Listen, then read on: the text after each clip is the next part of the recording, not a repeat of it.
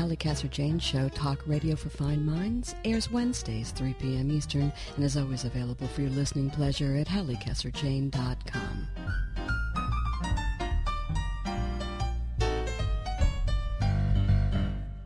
Thank you so much for joining me. I am Halli Casser-Jayne.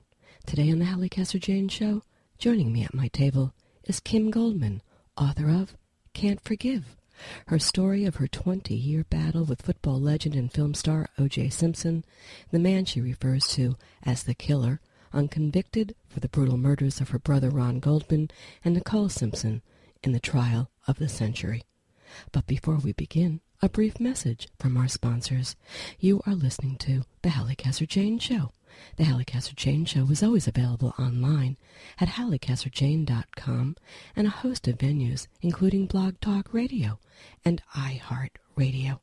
Today, the Halli Casser-Jayne Show is brought to you by Audible.com, a leading provider of spoken audio information and entertainment. Listen to audiobooks whenever and wherever you want. If you want to listen to it, Audible has it. With over 150,000 titles in virtually every genre, you'll find what you're looking for.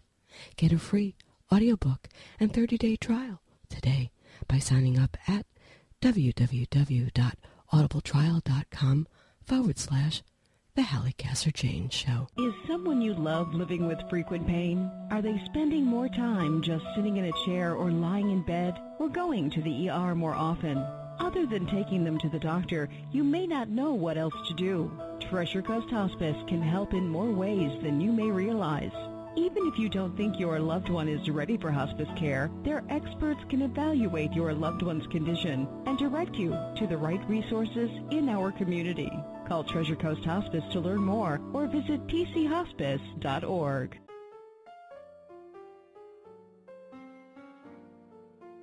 Hello, I'm Halli Casser-Jayne, host of the Halli Casser-Jayne Show. Join me Wednesdays at 3 p.m. Eastern when I talk with the great artists, writers, musicians, politicians, and celebrities of our day. The Halli Casser-Jayne Show is talk radio for fine minds. Tune in live or listen to the podcast at HalliCasser-Jayne.com.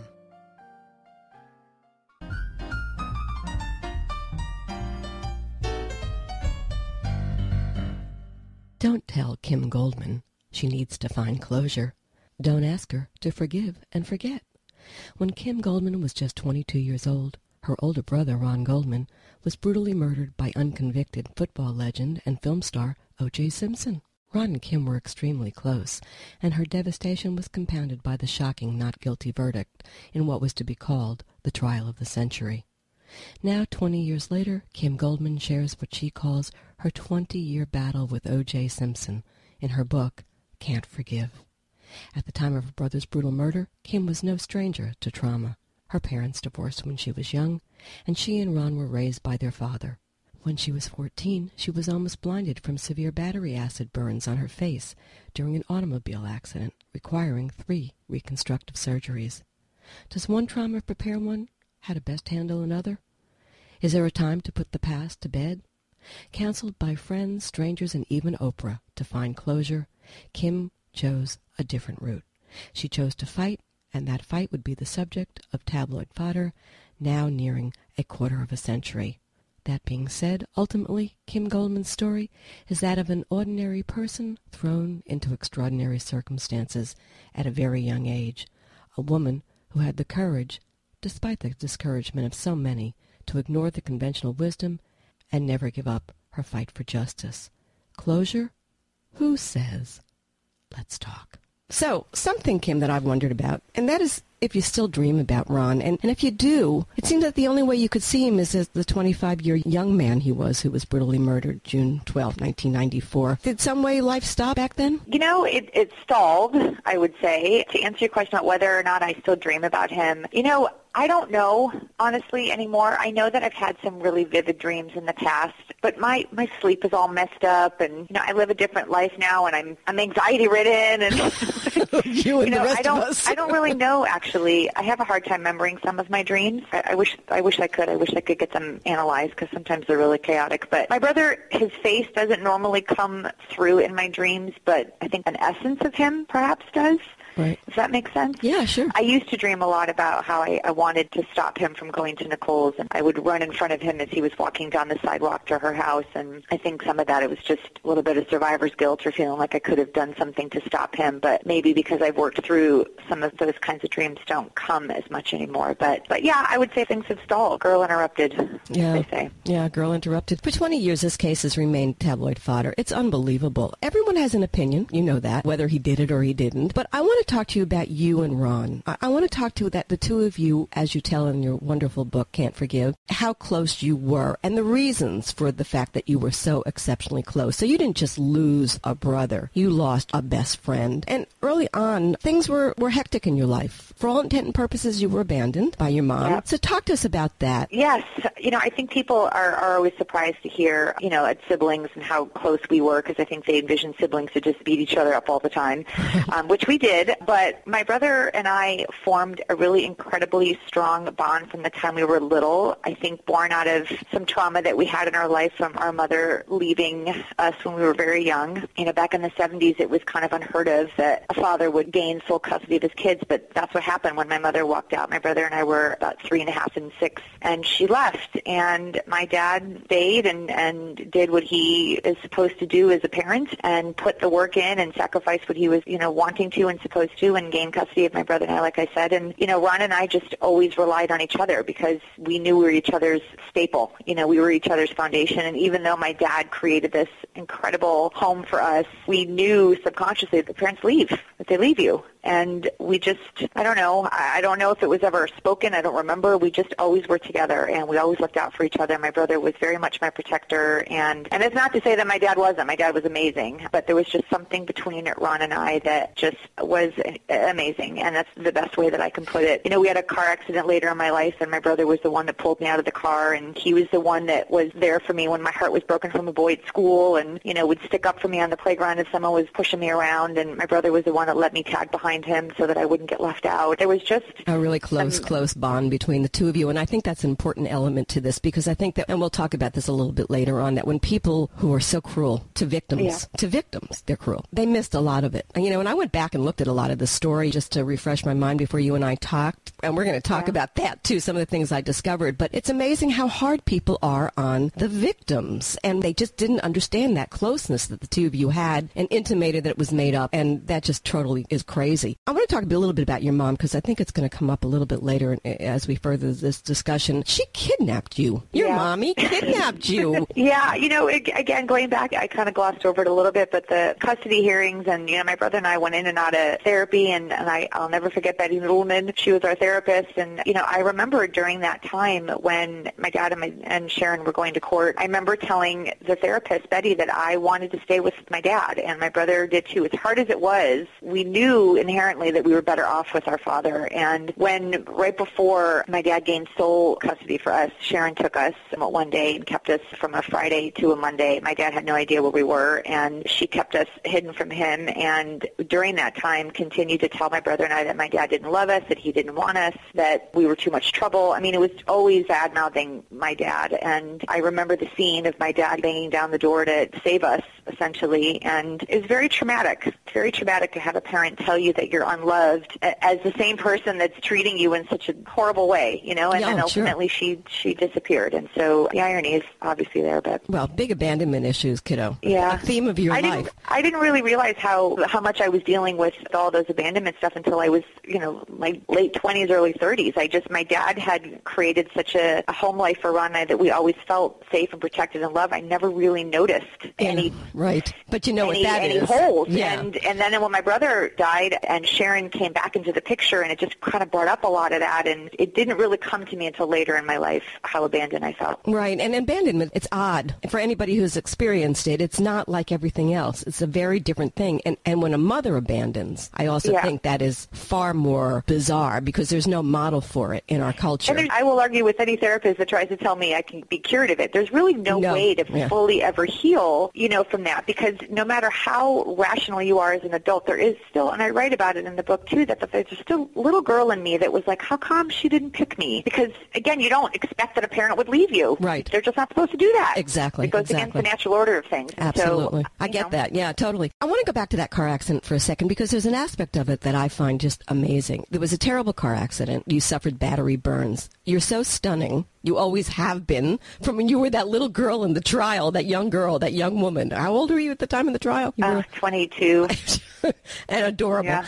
I mean, who would know that you had suffered these just massive burns? Yeah. Talk about that briefly, but let me take it to this point, which is at the end of that conversation we get to this, Kim, and this touched me a lot when I was reading the book, and that is the face that you feel you have. I know you had surgery, but you're stunning. That it's not the face that Ron knew. So just to get back up a little bit, when I was 13, turning 14, my brother and my dad and my stepmom and I were in a horrible car accident in Florida. A drunk driver hit a tree, car flipped, battery from his car came through our car, blew up in my face, and I suffered first, second, and third degree battery acid burns on my neck, eyes, and face. As a result of that, I had a handful of plastic surgeries. I have a gigantic scar on my face. Other people say they don't notice it, but to me it's very visible. But, it changed me, and it wasn't the face I was born with. It's not the face that I feel like look like my brother. Every time someone would say, oh, you look just like your brother, because I feel like I'm deformed. Wow. I mean, I have a big scar on my face, even though I get that other people don't see it. I do, because I know what I look like before. And, it's hard because when I had growing up people, oh, you and your brother look so much alike, and you always knew you were siblings. And then something shifted, and my face looked different. And now that my brother's gone, I don't have anybody to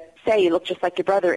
There's like these weird little... Yeah, no, there's psychological traumas, and they all interweave in your life, and it's really stunning. And I think that's why I enjoyed this book so much, because you put it together in a way that we could understand stuff. I got to tell you, Kim, being on the outside looking into the trauma of what happened with his killing, nobody can ever be in your shoes. Nobody. And we forget that because we all live on our own cocoons. But you have to start to look at other people's lives from their perspective and from their diary, not from ours. And I think that that's a very powerful thing that you said in that book. It certainly touched me. Well, I think just to stay on that point for 1 second, part of the thing that I think was so difficult when my brother died is that my brother and I were just starting to kind of come into our own. And I think that was, important for me to show in the book that, we had suffered some traumas in our life, not any more different than anybody else's, but we had our own traumas, and we were just kind of coming out of the clearing of that. And then my brother lost his life, and what happened to our family. And I just, when you asked me for my life change, it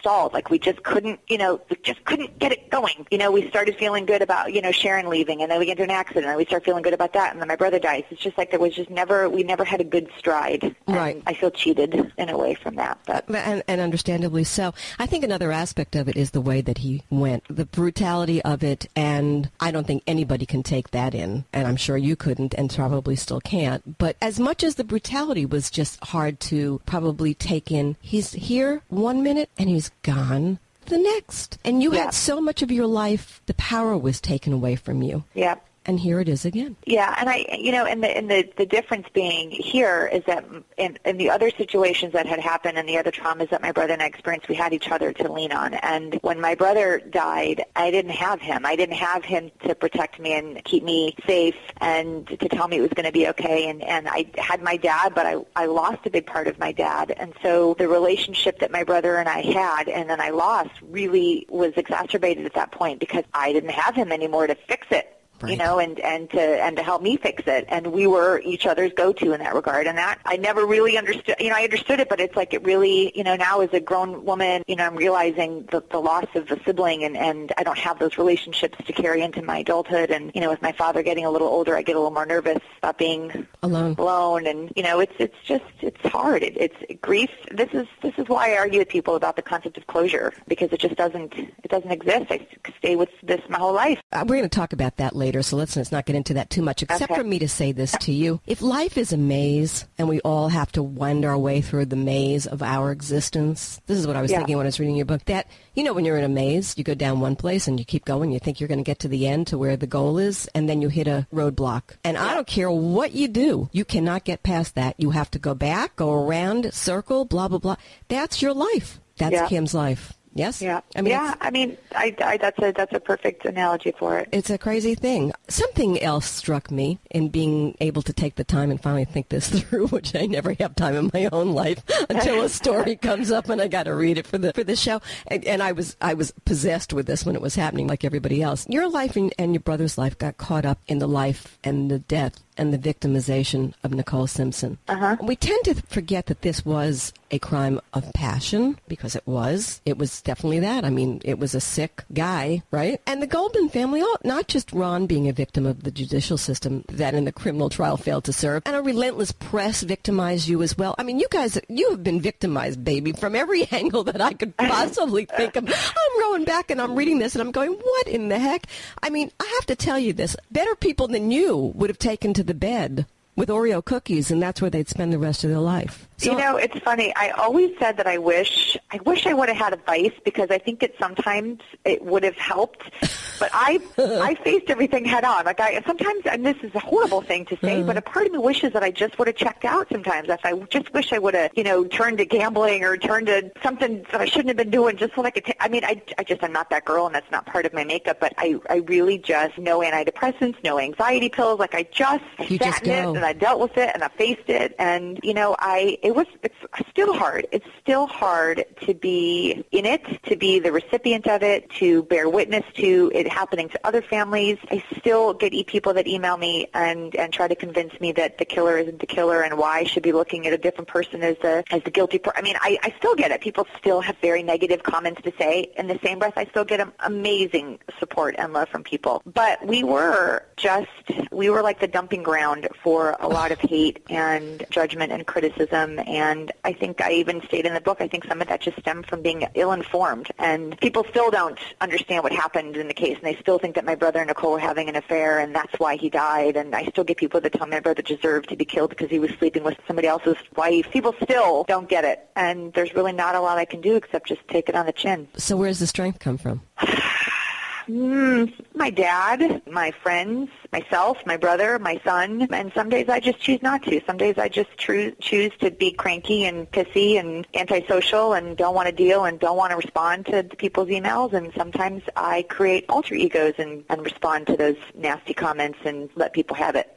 Hell, girl, I don't have a brother who was murdered. Yeah, and I hear you about that, but I don't have a brother who got killed, and I tell you what, I'm still with you on all of that. I get that, totally get that. Well, I think part of it, like I said, I have to understand that I lived it, and I know information that other people don't know, and I was in the brunt of it for such a long time. I can't expect everybody across the country to be as connected and committed and invested in it as I was, but that doesn't also mean that I have to take it either. Right. I mean, some of the, between death threats and stalking and just the nasty stuff that people put on the internet because they can hide behind a fake avatar or whatever it is, and they can just spew their hate.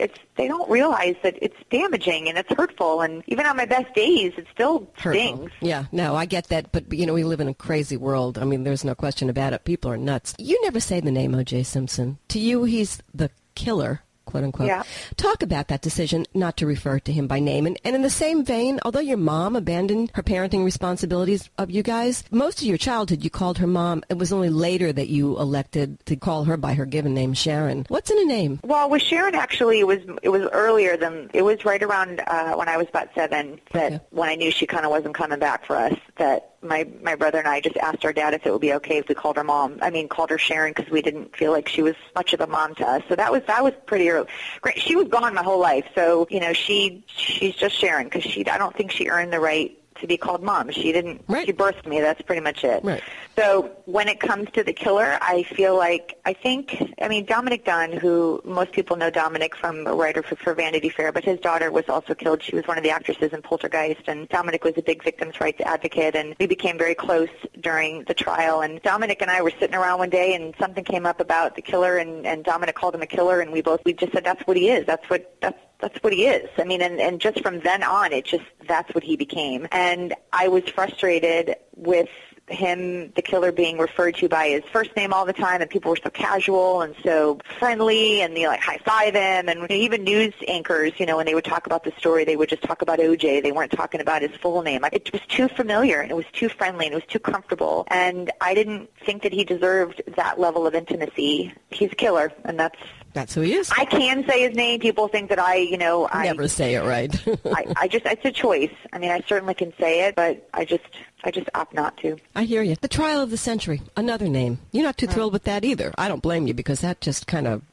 deludes the real truth of what all of this is about. Talk to me why you don't like it. Well, I'm not a person that does well when you categorize things and everything has to have a title, and I feel like, the trial of the century has to come with a theme song. Like, I just feel like it diminishes what happened, and what I learned going through my brother's and Nicole's murder trial, that it really was never about Ron and Nicole, and when you called it the trial of the century, it just became something bigger than what these two small families were dealing with, and that was a tremendous amount of pain and sorrow and anguish and trauma, and putting the trial of the century, just like neon lights, I just felt like it just became this circus, this dramatic production every day, and it was, but I just was, I was 22 years old, and I'm thinking, my brother died. Why are you all calling it the trial of this? I didn't get it. I just didn't get it. And I get that you didn't get it. It was such theater. It became theater. Yeah. It became the circus that you referred to. It's funny, very quickly, you don't even have to respond. This is just something that I picked up.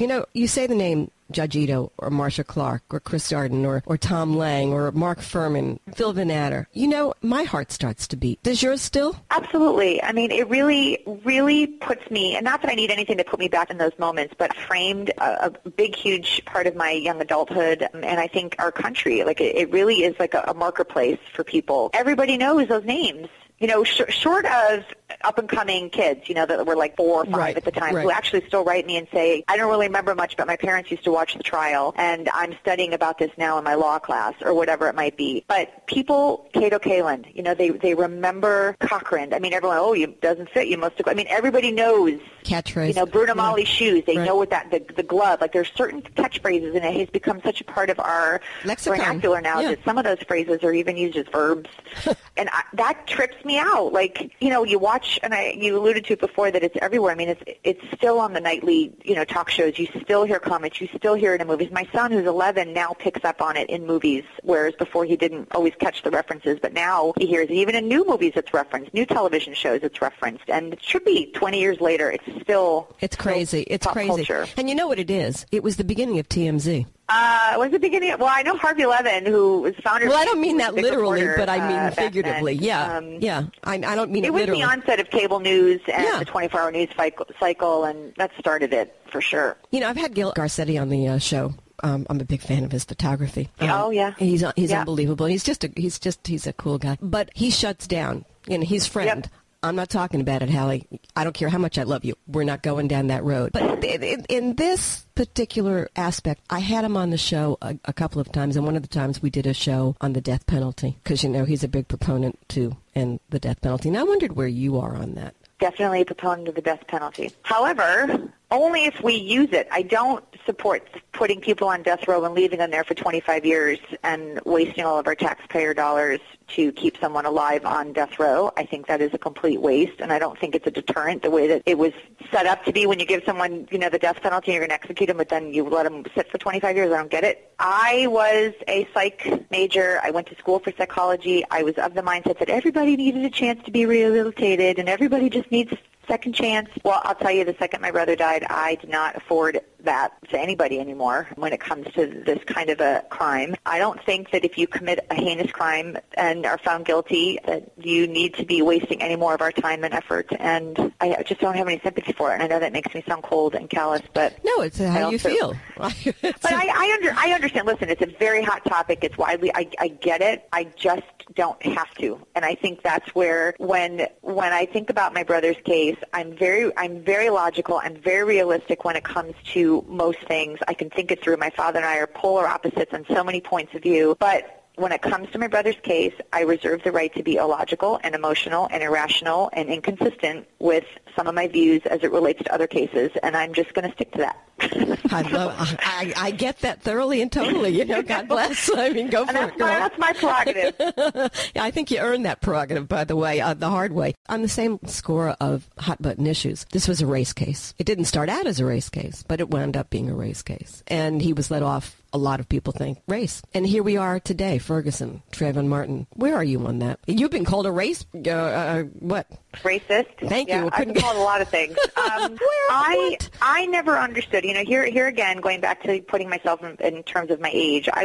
My dad raised my brother, and I did not see things in terms of black and white or color, which I wrote in my book that I think was really naive, but it was not in a bad way. I mean, I just did not see things that way, and so everybody in my eyes was the same. So when race started to become an issue with my brother's case, I was so confused because what does that have to do with anything? Like, I didn't get it. Again, like, why? Right. What does that have to do with anything? What is that not a motive? I mean, black guy killing two white people. The black guy lived a life as a white guy. Like, I couldn't, in my head, it never made sense to me. And it didn't make sense in terms of any kind of fact. There's no facts to prove that there was any racial issues going on here. It was just floated theory by a very smart defense team who saw in a set of jurors that would fall into that trap, and that's what happened. And they baited the jury with it, and the jury took it hook, line, and sinker. And there was never anything to show that there was any kind of racial issue. But what it did to our country and how it set back race relations in our country was deplorable, and I think Cochran was 100% to blame for that. And I still think that we're in a horrible state as it relates to race relations currently. I mean, it's bad. And now I'm very aware of it. Oh, well, sure. And then you look at the judicial system, and you say to yourself, what's going on here, folks? I mean, every ploy that can be played for whatever reason it needs to be played, and that works on both sides, by the way, give or take. I don't think you're a big fan of the judicial system. It's very sad to me when these other cases come out, Trayvon Martin or Eric Garner or Michael Brown, and if I have an opinion that might be on the side of the law or the police, people call me a racist. Oh, sure. And I'm just mad because a black guy got off for killing my brother, and I'm thinking I never even thought those two thoughts together. I'm just, again, looking at facts, looking at evidence, and trying to be logical and rational. And sometimes that doesn't jive with what public outcry is. Right. Sometimes it doesn't. I get you. I want to go back for 1 second because when I was doing the research on this thing, I stumbled upon this headline. Victim thrived on life in fast lane, his friends recall. June 15th, 1994, 3 days after the murder. Matthew Musk and Carla Hall, bylines. This is so crazy. You mentioned it briefly before, but I wanted to just punctuate it because you guys really withstood some crap. Like any case, because I'm very sensitive to it now, you're always going to have people that want to insert themselves as LA Times, by the way, as a spokesperson, as a close family member, as a best friend, a girlfriend. We had lots of people that were my brother's best friends that we never heard of. We had lots of people asserting themselves as, the closest thing, to a sister or brother that he ever had. We had lots of those people that popped up. And in those first couple of days, we were confused by it. But then my father and I tried to fix some of that because the picture that they were painting of my brother was this partying, right. He was 25 years old. My brother wasn't a drinker. My brother wasn't a partier. Did he go to clubs and dance? Heck yeah. But my brother was into bodybuilding and health. Like, I went to his house, he had no food in his house. I mean, he was all organic crap. Nothing that my dad and I would eat. But my brother, he was into, working out and being healthy and always on his bike and, like, being out in the sun. My brother never did drugs. Maybe he drank beer, so what? I'm just telling you, just the whole thing is so crazy to me. But I think it's important to note it to the game that goes on in this whole world, this whole crazy thing. Listen, to talk about people that showed up out of nowhere, my birth mom popped up and talked about this secret relationship that she had been having with my brother for 20 years and how close they were. And she and Ron were the only ones that knew they were having this whole separate mother and son thing. I'm thinking, what? Where did this come from? I mean, right. No, I hear you. I mean, it's also crazy. I mean, it's a wonder. I'm telling you, give me that Oreo cookie. Your dad's mustache was even part of a part of this. I mean, come on, Kim. And your dad, that's a sad story. I mean, tell us about how it's a great mustache. Most men would kill to have that mustache. My poor dad. My dad has the Raleigh finger mustache, which everybody knows. And my dad, a lot of people would accuse my dad, of just, why don't you just shave it, then people won't recognize you. And that's why people know my dad is because of the mustache. But, years after we moved to California from Chicago, my dad took my brother and I in a car ride down to the beach and told us a story about years ago. He had suffered cancer treatments or gone through some cancer treatments and lost a lot of his hair and his facial hair and notably his mustache. And it reminded me of a memory that I had when I was younger, that my dad came to give me a kiss and I pushed him away because I didn't recognize him and I thought he was a different person because he didn't have his mustache. And I remembered that and I thought, that's why you lost your mustache from the chemo treatments. And so for me, my dad's mustache is a symbolism of him being healthy and cancer-free. So for all those people that want my dad to shave his mustache, it's not going to happen. It just strikes me as so odd. You go back and read this stuff, you go, this is not real. This is just not real. You are listening to the Halli Casser-Jayne Show, always available online at HalliCasser-Jayne.com. My guest today, Kim Goldman, author of Can't Forgive. So talk to me about this. So you write this new book, your autobiography, Can't Forgive. So writing a book, as your family did years ago, by the way, there was another book that you wrote. Could you just fade into the sunset? Is that possible, or you had to write it? There was something that gave you power back by putting it on paper and writing? I would say both. I mean, honestly, we did. My family and I wrote a book, His Name is Ron, years ago, right after the civil case ended, and then the If I Did It book came out a couple years later, and I wrote a little bit for that. But this was my story, and this was an opportunity for me to kind of stand up on my own 2 feet and to step outside of always being Ron's little sister and Fred's daughter and now my son's mom. And I lost a huge part of my independence, and my own journey, like I said earlier, was kind of stalled. And this was an opportunity for me to kind of reclaim my voice and find me in all of this and own it. And I'm really proud of who I have emerged from all of my traumas as, and I get to be a great role model for my kid and for myself and for the job that I do and for other advocates, and it was the right time. I don't know how to explain it. You explained it. It felt right. It felt strong, and I got to control the message finally for the first time in 20-some-odd years, and that was important to me. Empowering. You begin the book with an extraordinary story of encountering Simpson in a parking lot and you contemplating running him down with your car, but you didn't. Why? Because I'm not a killer, and because I knew that in that moment that running him over with my car would solve the immediate pain that I may have been feeling, but would have caused a long-term pain that I didn't want to put on myself or on my dad. And, like I said, I'm not a killer. I have morbid thoughts. I can't lie. And there was that moment where I could have, and I revved the engine, and I thought, oh my God, no one knows it's me in this parking lot, and it's just us here. And I remember revving and white knuckling, my fist against the steering wheel and thinking I could totally take him out. And it's not who I am. And I couldn't even contemplate putting my father through any more trauma than he had already been dealing with. But, it begs the question that if you entertain the thought, even just for a second, does it open up to you the fine line that stands between a person who commits murder and one who gains control over their angry impulse? I mean, if you think of it that way,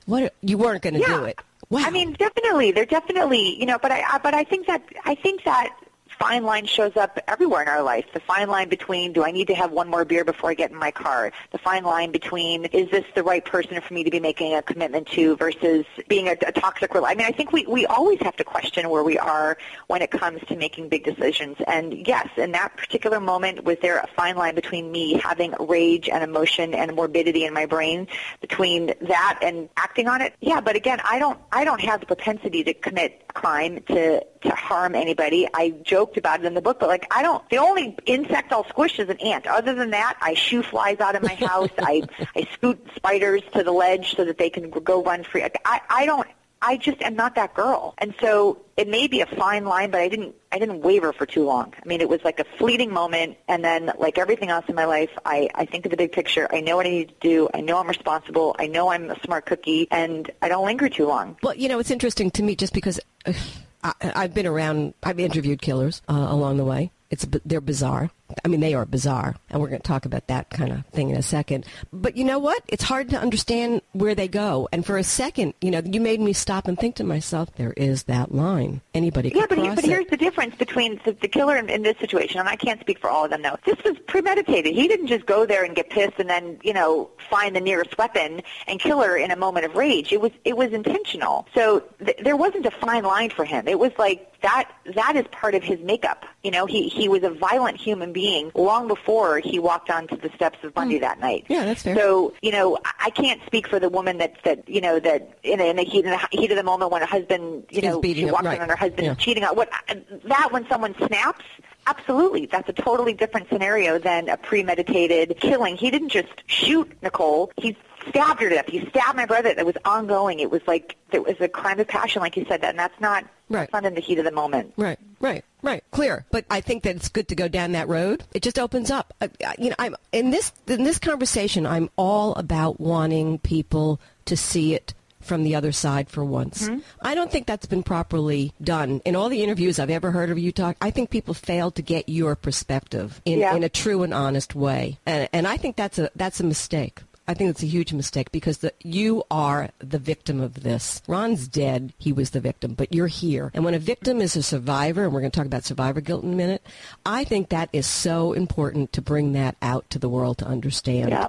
And I think that's what the trial failed to do for you. Talking about survivor's guilt, it's a horrible feeling, I'm sure. It's bizarre. It's whoever even thinks that you're going to survive, right? Something like this. Yeah. Well, I think, I've really struggled with that term for me as it relates because I think the survivor's guilt for me, and I don't know that it showed up in the book, defined way, like someone who, the people from Newtown, for example, if there were students that survived that shooting, I think, that to me is the true definition of survivor's guilt, that you were able to escape death.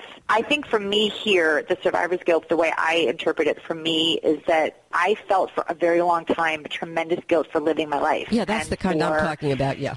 Finding joy and for, I honestly remember driving in my car and singing out loud and thinking, oh, my God, I shouldn't be enjoying this music. Right. Because my brother and I were both singing at the top of our lungs, always in the car, rocking out. And after my brother died, I shut down.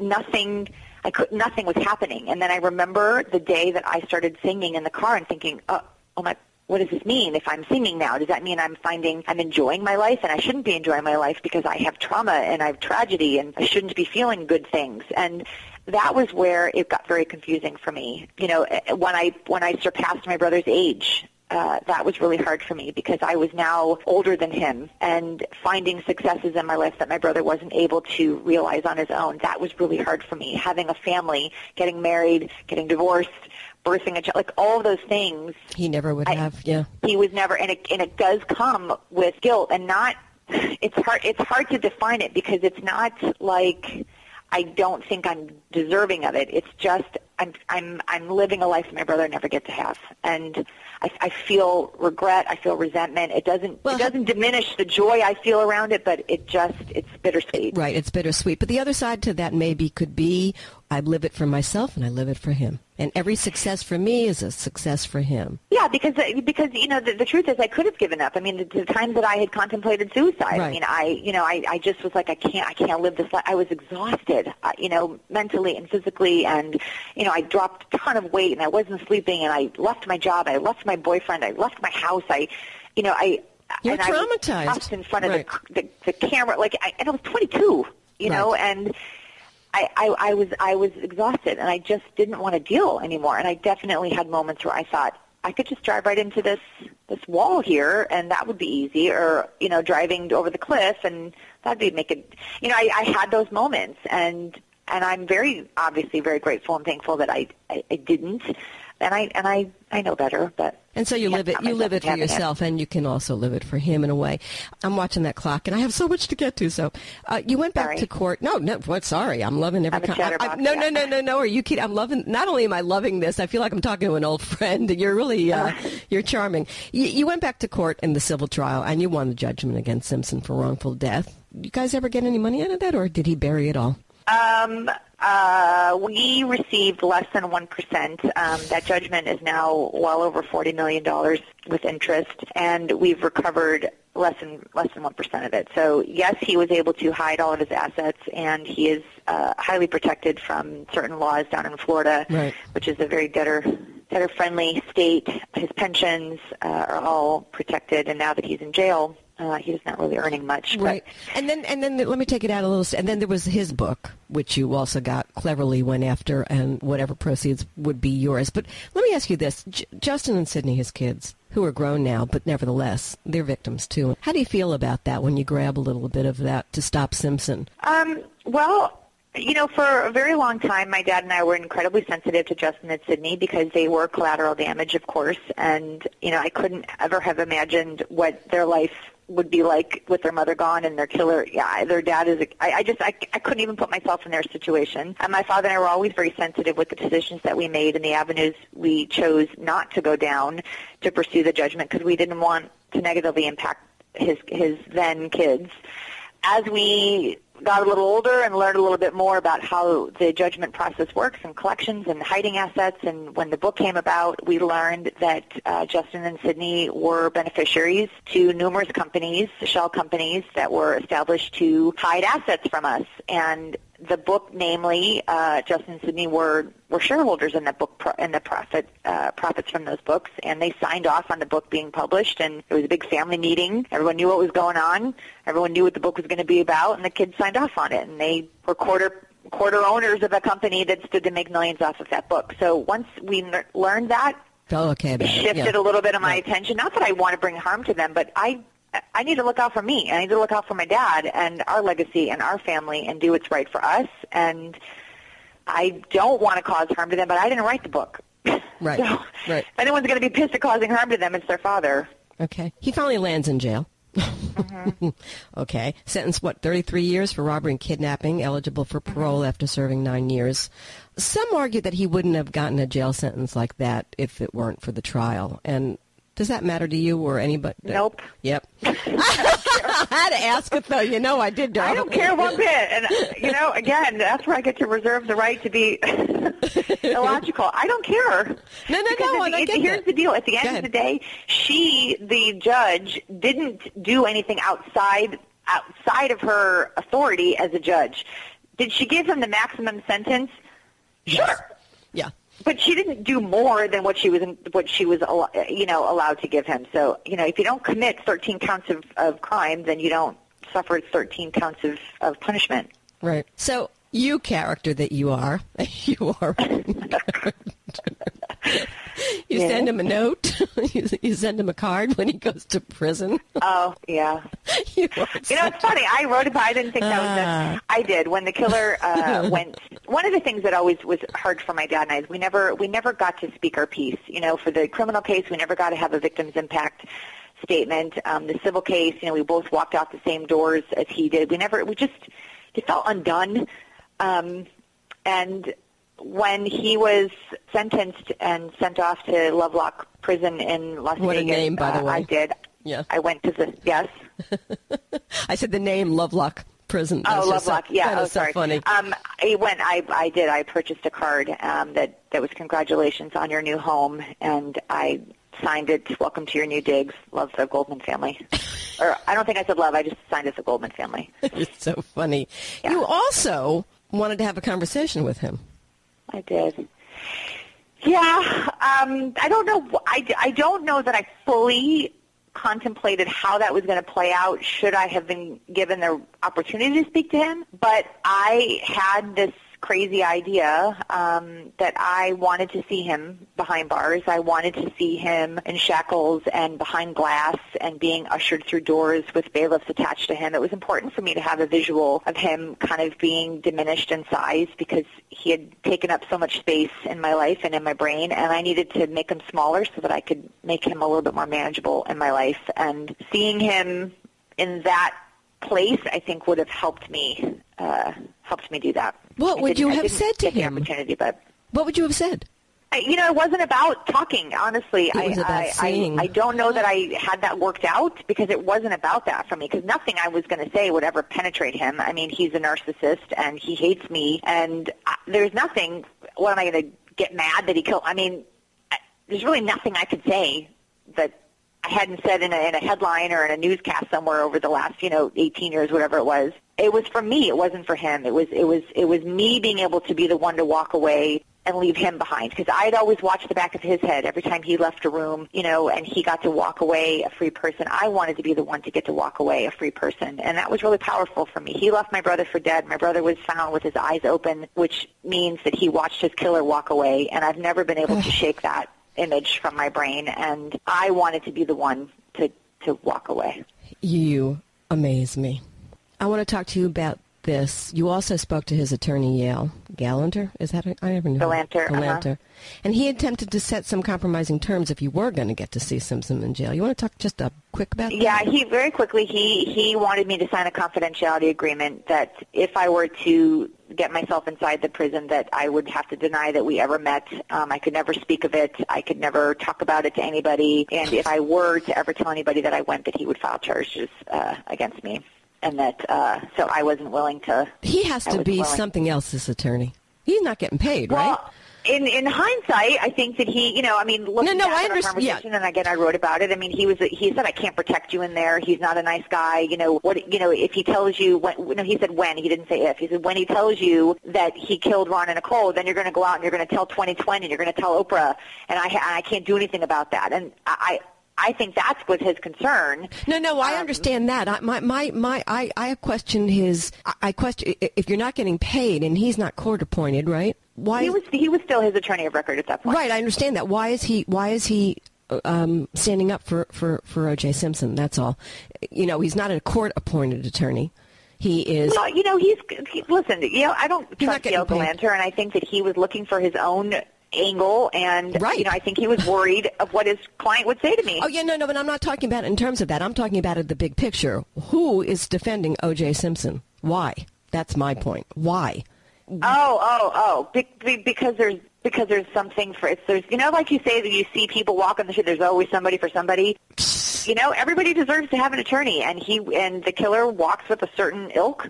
And Yale Galanter, he's not getting paid. He's not, blah blah blah. Well, blah. He was still getting. The money that the killer owed all of his attorneys that he never paid came out of the proceeds. Oh, it did. Oh, okay. So all those people that weren't getting paid, so they put their bills into the kitty. Okay, all right. Okay. They all got paid. All right, yeah. then I understand it. But if he wasn't, I didn't understand it. So listen, Kim, the title of your book, Can't Forgive. Now listen to me, my friend. Forgiveness. Biblical. Old Testament. Blah, blah, blah, blah, blah. You know the deal. Mm-hmm. All right. So spiritual leaders say, if you hold on to hate, it doesn't hurt them. It hurts you. You got to find the place within yourself to forgive. I'm curious as to how you got to that. By the way, and Oprah is even a proponent of closure, letting go. More of a term that I think people understand with closure. Talk to me how you got here. I don't understand the concept of letting go. I don't know how you let go of a sadness that's in your life. For me, other people, great. As it relates to me, I've just learned how to manage it, and I have learned how to not let my grief and my emotions suffocate me, and to prohibit me in any way of living a healthy life. I don't know how to explain that. It's a conscious choice. It's every day it's choosing to live my life with honor and integrity and love and compassion. And I've lived a life of I'm a nonprofit for the last 15 years of my life. I mean, I don't know how to do it any differently than the way I'm doing it. I know that when I look at myself in the mirror, that I'm not filled with hate, that I'm not filled with a dark hurt the way that people like to think of me. I have tremendous compassion and tremendous love, and I have targeted anger towards the person that slaughtered my brother. I think that's appropriate, and I'm totally fine with those feelings. And that's the best I can explain. I'm not a spiritual person. I'm not a Bible reading person. I'm Jewish. We don't believe in forgiveness the way that Christians and Catholics do. We just have a different perception, but I don't follow that. It doesn't work for me. So I forgive myself for not forgiving, and that's how I'm going to look at it. It's not a judgment. I'm just taking it from the angle that needs to be taken at here. So if you don't, all the anger, all the hate, all the negative feelings that you have towards the killer. Mm-hmm. So where are they? Do they rest in a certain part of your soul, and every once in a while they bubble out, or is it always there on a kind of low level? That's always there, or is it buried until you talk to somebody like me? I think it's a little bit of both. I think there are different times. Do I walk around throughout my day and thinking, that every time I see a white Bronco, I think of him? I don't know. I'm not aware of where it sits. I just know it doesn't sit in my mouth all day long so that I have a sharp tongue. I know that it doesn't sit and take up the entire capacity of my heart so that I can't love and feel warmth towards other people. I just know it's somewhere in me where it needs to be, and I think it's appropriate. What he did is unforgivable, and I don't think I need to do any more work trying to figure out how I need to forgive somebody for something else. I just feel like that's a wasted energy for me. The energy that I'd rather spend on myself is making sure that I get up every day with a smile on my face and with purpose and with honor and integrity and grace so that my son continues to live in a life like that. And that's the best way for me. And other people feel differently, but that works for me. No, that's fine. You have a son, 11 years old, Sam. Yeah. Who does he look like? When he was littler, he looked like his dad. I think as he's maturing, he's starting to take a little bit more of a Goldman look to him. He definitely reminds me of my brother. He's got the same freckle pattern, same brown eyes. He's got some mannerisms of my brother, which are trippy. But he's got my chin. But I don't think if you put us side by side, you'd think that we belong together. I don't know that you'd think that. No? We're very similar, though, in personality, so people know that we're cut from the same cloth, but I don't know. It's hard for me. So what does he know of his Uncle Ron? Everything. Yeah. He knows everything, yeah. Age appropriate. My brother is a very big part of my life and always has been a big part of Sam's, but not until he was probably 5 or 6 did he start to really understand that what happened, and then as he got older, the stories got a little bit more detailed, and now, it wasn't only until a couple years ago did he even know who the killer was. He just knew he was a famous person. He didn't know much beyond that. But now he knows the name, and he knows that we don't pick number 32 when we're playing the lottery, and he knows that we don't root for USC because the killer used to play for USC. Those little things. Yeah, little things. So little things he's picked up on over the years. So I'm going to take this out one step with you on this, and that is, would you want to teach him forgiveness? If he gets mad at you, do you want him to learn how to forgive? I mean, and I'm just taking it out because I think that forgiveness thing is fascinating to me. Well, I think forgiveness is appropriate when someone asks to be forgiven, and I think that's something that people forget here. That I absolutely want my son, and he currently is far more spiritual than I am. I want my son to live his life with giving people opportunities to be good humans, and for my son to be a good human and to make good choices and to be surrounded by people that honor you and respect you and build you up and are in your corner and in your team. I mean, those are basic life lessons that my son is fully embracing at this point. If somebody were to wrong him and harm him in a way, it depends on the situation. Of course, I want my son to be able to give people a second chance if they ask for it and deserving of it. I don't think that when someone commits double homicide that fits that same analogy. If someone were to lie to you or take your girlfriend or cheat on a test and blame you, I just don't think we can put murder in the same category as other things that people do that may deserve forgiveness. It's not the same category for me.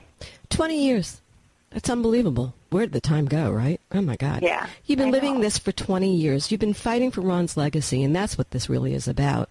For as many years that you lived with Ron alive as well as dead. I mean, it's right. So my question. Yeah, I mean that's for me. I think about it in those terms a lot. That I've most of my life has been living this, and again that kind of goes back to why I thought the book was important, because I am more than just the sister of a murder victim, and I think that when people have been traumatized and victimized, that you immediately handicap them by calling them a victim, because that renders you in a place of helplessness and I think it can paralyze some people, but there is such growth and such beauty in overcoming and standing up strong and forward thinking. And, we do continue to live a life. It's just different. It's a new normal, and we look through life in a different colored lens than we had before. Did seconds before. Right. There's the before and the after. Would Ron want you to be out there just still fighting? Is that, do you think, did he have the same fight that you had? I hope this doesn't sound insensitive. I don't have the faintest idea what my brother would say, because we would never have had a conversation about what the other one should do if one of us gets murdered. So my brother and I were always big believers in advocating for right and wrong and for sticking up for the little guy and for staying true to our heart. And so if I am living my life that way and I do that with the integrity that I think I'm doing it with, and I think my brother would be proud. Simpson's up for parole next year, right? Oh, is it already? I think 2017. Well, is it 2017? I don't even remember. I think 2017 16 or 17. It's scary to get him out there again, right? Yeah, you know what? It feels safe for me to have him behind bars because he doesn't. He can't hurt. He doesn't. What? He can't hurt you or anybody. Well, it's not even the hurt. It's that he does things. I mean, even while he's in jail, he still gets his face plastered on the National Enquirer. But being behind bars, he limits his opportunity to get into my TV screen. So I like having him there because it controls what I have to deal with out here. But who knows? Who knows? The system has not always been kind to me. It's always very surprising. So we'll see. Right. So if you had one more minute with Ron, just one more moment, what would you say to him, Kim? After all, he never did get to say goodbye. I would probably tell him I was sorry for getting mad at him about not paying me back the money that he owed me, because I was really mad about that. But I think I would probably just thank him for being the second part of me, and for teaching me so much about living life to the fullest and with a smile on my face and with purpose, and for not always having to be perfect, and for finding strength in your faults. And I just think the lessons that he taught me before he was killed, and I don't know, they kind of manifested themselves a little bit more after he died. I've been speaking with Kim Goldman, author of Can't Forgive. For more information on Kim and her work with the National Center for Victims' Rights, visit Kim at her website at kimgoldman.com.